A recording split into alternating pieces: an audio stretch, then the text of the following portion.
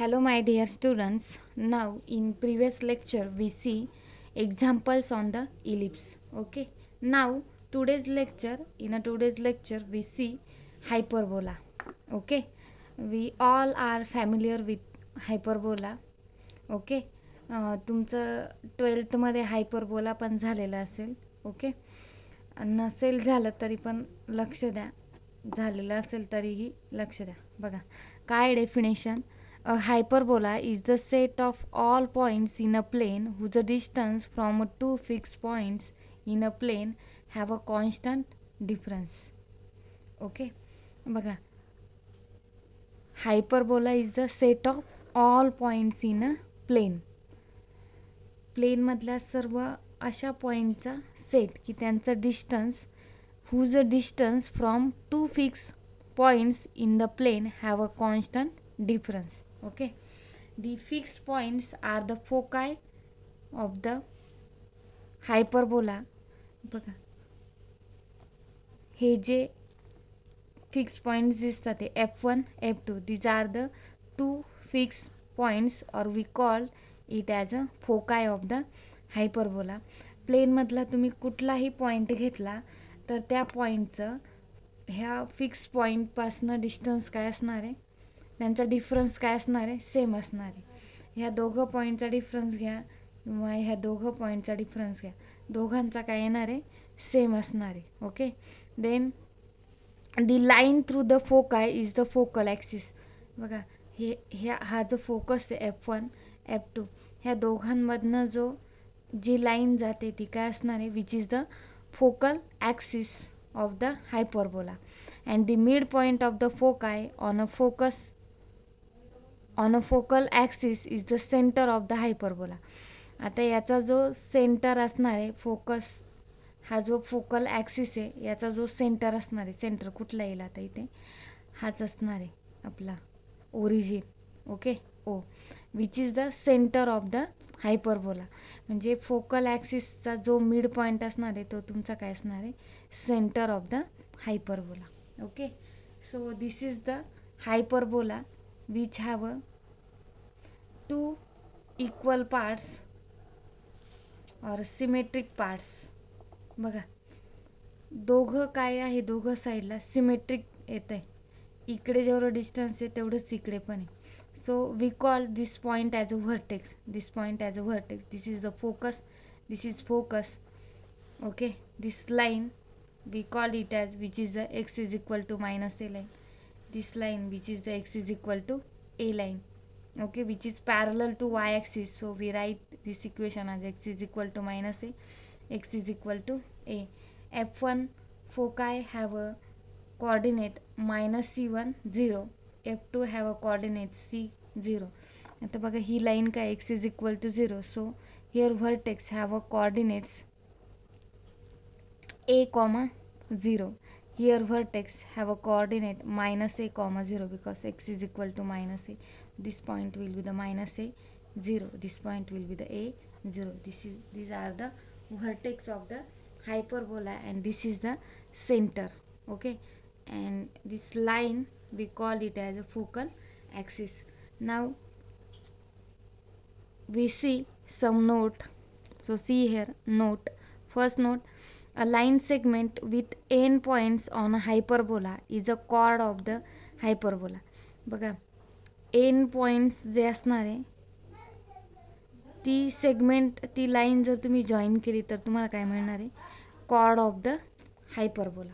Okay. Which is the chord of the hyperbola. Second notes, hyperbola with center at 0 0. जसं आपण इतर इलिप्ससाठी पॅराबोलासाठी जशा notes बघितलेल्या त्यांचं standard equation, focal axis, foci, vertices ते सर्व आपण कशासाठी बघणार आहे, हायपरबोलासाठी. पण बघा hyperbola with center at 0 0. Okay. Here two hyperbola which is x square by a square minus y square by b square is equal to 1, and second one y square by a square minus x square by b square is equal to 1. See here in figure, this figure will be the x square by a square minus y square by b square is equal to 1. For that hyperbola we have this diagram. This hyperbola symmetric about the x axis. बघा x axis वर x axis ला काय आहे, symmetric आहे दोघं पण. इकडे जेवढा पोर्शन येणार आहे तिकडे तेवढाच पोर्शन येणार आहे. सेम हियर इकडे जेवढा पोर्शन येईल तेवढाच इकडे पण येणार. So which is the symmetric about the x axis. Okay, and next equation, this equation y square by a square minus x square by b square is equal to 1 have a figure like this which is symmetric about the y axis. येते लक्षात, which is symmetric about the y axis. Okay, now here this is the center, this is the vertex, this is the foci. Same here, vertex, foci, center. This is also here foci, vertex, center, vertex and foci. So see here, if we draw this line, then this equation have a, this line have a equation y is equal to b by a or into x, and this line have a equation y is equal to minus b by a into x. आपण already बघितलेलं आहे की व्हर्टेक्सचे coordinates काय येतात, a0 here minus a0, here foci have a coordinate c0, here foci, this is f1, this is f2, have a coordinate minus c1, 0. Same here for that, here foci 0c, 0 minus c, vertex 0 minus a, 0 a, and this line have a equation y is equal to a by b x, and here y is equal to minus a by b x, and equation of this hyperbola will be the y square by a square minus x square by b square is equal to 1. So see here formulas, focal axis, ह्या equation साठी focal axis कुठला असणार आहे तुमचा, this is the focal axis. So X axis will be your focal axis. Here this is the focal axis, so this is the y axis, so y axis for that have a focal axis. Next foci, same here, minus c0, c0, so here we write plus minus c0, here also 0c, 0 minus c, so we write 0 plus minus c. इथे c coordinate काय असणार आहे, y coordinate असणार आहे, आणि इथे c काय असणार आहे, x कोऑर्डिनेट. इथे फर्स्टला दिसतोय बघा, आणि y कोऑर्डिनेट 0 आहे. इकडे c y कोऑर्डिनेट दिसतोय आणि 0 x कोऑर्डिनेट आहे. So here we write plus minus c0, 0 plus minus c. Next vertices, here same, here minus a0, a0, here 0a, 0 minus a, so we write plus minus a, 0, 0 plus minus a. Next semi-transverse axis, for which a be the semi-transverse axis, here b be the semi-transverse axis. Next semi-conjugate axis, here b be the semi-conjugate axis, here a be the semi-conjugate axis.